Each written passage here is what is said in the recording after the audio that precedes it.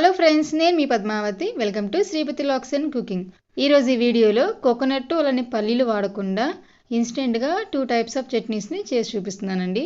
Morning హడావిడి పడకుండా అప్పటికప్పుడు మనం ఈజీగా చేసుకోవచ్చు అనమాట. ఇవి ఇడ్లీ దోశలోకి చాలా చాలా టేస్టీగా ఉంటాయి. ఇవి ఈ సీజన్లో అయితే బయట 1 డే, ఫ్రిడ్జ్లో అయితే 2 or 3 days నిల్వ ఉంటాయి. మరి ఇంకెందుకన్నా ఆలస్యం, ఈ 2 టైప్స్ ఆఫ్ చట్నీస్ని ఏ విధంగా చేసుకోవాలో ఈ వీడియోలో తెలుసుకుందామా. తెలుసుకునే ముందు ఎవరైతే ఫస్ట్ టైం మా ఛానల్ చూస్తారో మా ఛానల్ తప్పకుండా సబ్స్క్రైబ్ చేయండి. ఫస్ట్ చట్నీ రోస్టెడ్ చనాదాల చట్నీ. దీనికోసం ముందుగా మనకేం కావాలంటే ఒక ఆనియన్, 2-3 పచ్చిమిర్చి, కొద్ది కరివేపాకు, కొద్ది కొత్తిమీర, 5-6 వెల్లుల్లి, అలానే పావు కప్పు దాకా పుట్నాల పప్పు. మీకు ఇంకా చట్నీ ఎక్కువ కావాలనుకుంటే వీటిని డబుల్ క్వాంటిటీ చేసుకోవచ్చు. ఇప్పుడు వీటిని ఈ విధంగా చిన్న కట్ చేసుకొని ఇప్పుడు పొయ్యి మీద ప్యాన్ పెట్టుకొని ప్యాన్ హీట్ అయిన తర్వాత 2 టేబుల్ స్పూన్ దాకా ఆయిల్ వేసుకొని ఆయిల్ హీట్ అయిన తర్వాత ఆనియన్స్, పచ్చిమిర్చి, 5-6 వెల్లుల్లిని ఒకేసారి వేసేసుకొని ఈ ఆనియన్స్ అనేవి ఒక 50% అంటే మరీ ఫ్రై కాకుండా సాఫ్ట్గా అయ్యేంత వరకు ఉడికించుకుంటే మనకి చట్నీ అనేది చాలా చాలా టేస్టీగా ఉండిద్ది అనమాట. ఇప్పుడు వీటిని ఒక 5 to 6 minutes లో ఫ్లేమ్లో అటు ఇటు మిక్స్ చేసుకుంటూ ఆనియన్స్ అనేది కలర్ మారకుండా ఈ విధంగా సాఫ్ట్గా అయ్యేంత వరకు మనం ఫ్రై చేసుకుంటే సరిపోతుంది అనమాట.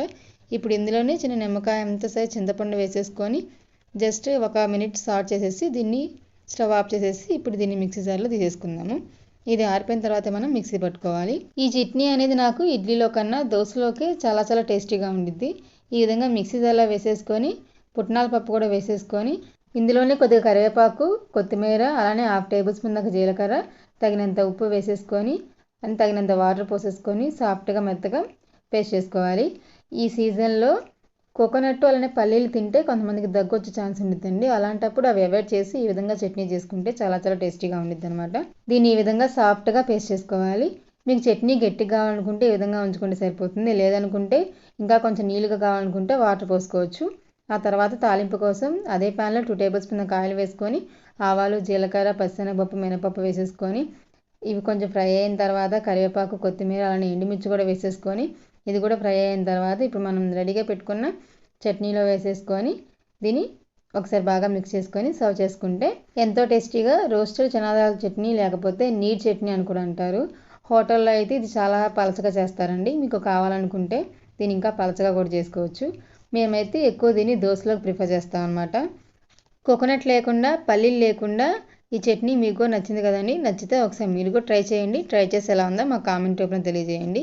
దీన్ని మనం 10 to 15 minutesలో ఈజీగా రెడీ చేసుకోవచ్చు అనమాట. Next second type of chutney onion tomato chutney. దీంట్లో కూడా కోకోనట్ అలానే పల్లీలు యూజ్ చేయట్లేదు అనమాట. సో దీనికోసం ముందుగా మనకు కావాల్సిన ఒక ఆనియన్, 3 టమాటాలు, 2 పచ్చిమిర్చి అలానే 2 ఎండుమిర్చి. వీటిని ఈ విధంగా కట్ చేసుకొని పెట్టుకున్న తర్వాత ప్యాన్లో 2 టేబుల్ స్పూన్ దాకా ఆయిల్ వేసుకొని అందులో 1 టేబుల్ స్పూన్ దాకా మినపప్పు, 1 టేబుల్ స్పూన్ దాకా పచ్చిశనగపప్పు వేసుకొని వీటిని కొంచెం ఫ్రై చేసిన తర్వాత ఇందులోని 2-3 పచ్చిమిర్చి అలానే ఎండుమిర్చిని కూడా వేసేసుకొని వీటిని కూడా ఒక 2 minutes ఫ్రై చేసిన తర్వాత మనం ముందుగా కట్ చేసి పెట్టుకున్న ఆనియన్స్ని, టమాటాలను వేసేసుకొని ఇందులోని తగినంత ఉప్పు వేసేసుకొని వీటిని సాఫ్ట్గా ఉడకనివ్వాలి. ఈ విధంగా ఉప్పు వేసుకుంటే టమాటాలను ఈజీగా సాఫ్ట్గా ఉడుకుతాయి అన్నమాట. ఈ విధంగా సాఫ్ట్గా ఉడికిన తర్వాత ఇప్పుడు ఇందులో కొద్దిగా చింతపండు, 2-3 వెల్లుల్లి, కరివేపాకు, కొత్తిమీర వేసేసుకొని వీటిని ఒక 1 minute ఫ్రై చేసుకొని వీటిని పూర్తిగా చల్లారనివ్వాలి. ఈ చల్లారిన తర్వాత మిక్సీ జార్లో తీసుకొని వీటిని మనం మెత్తగా పేస్ట్ చేసుకోవాలన్నమాట. ఈ విధంగా మిక్సీ జార్లో వేసేసుకొని ఇందులో 1/2 టేబుల్ స్పూన్ జీలకర్ర వేసేసుకొని ఈ విధంగా మెత్తగా పేస్ట్ చేసుకొని దీన్ని బౌల్లోకి సెపరేట్ చేసేసుకోవాలి. ఈ చట్నీ అనేది రైస్లోకి అంత టేస్టీగా ఉండదు. ఇడ్లీ దోశలోకి అయితే చాలా చాలా బాగుంటుంది అనమాట. ఆ తర్వాత ప్యాన్లో 2 టేబుల్ స్పూన్ దాకా ఆయిల్ వేసుకొని ఆయిల్ హీట్ అయిన తర్వాత తాలింపు దినుసులను వేసుకోవాలి. ఆవాలు, జీలకర్ర, పచ్చిశనగపప్పు, అలానే ఎండుమిర్చి, కరివేపాకు వేసేసుకొని ఫ్రై అయిన తర్వాత ఈ విధంగా చట్నీలో వేసేసుకొని సర్వ్ చేసుకుంటే ఎంతో టేస్టీగా టొమాటో ఆనియన్ చట్నీ రెడీ అయిపోతుంది. ఈ చట్నీ అనేది మేము ఎక్కువగా ఇడ్లీలోకి సర్వ్ చేసుకొని తింటామండి. ఒకసారి ఈ ప్రాసెస్లో మీరు కూడా ఈ 2 టైప్స్ ఆఫ్ చట్నీస్ ట్రై చేస్తారు కదా. ట్రై చేస్తే ఎలా ఉందో మా కామెంట్ రూపంలో తెలియజేయండి. మరిన్ని వీడియోస్ కోసం మా ఛానల్ లైక్ చేయండి, షేర్ చేయండి, కామెంట్ చేయండి, సబ్స్క్రైబ్ చేసి పక్కనే ఉన్న బెల్ ఐకాన్ మీద క్లిక్ చేసి అనే ఆప్షన్ ఎంచుకోండి.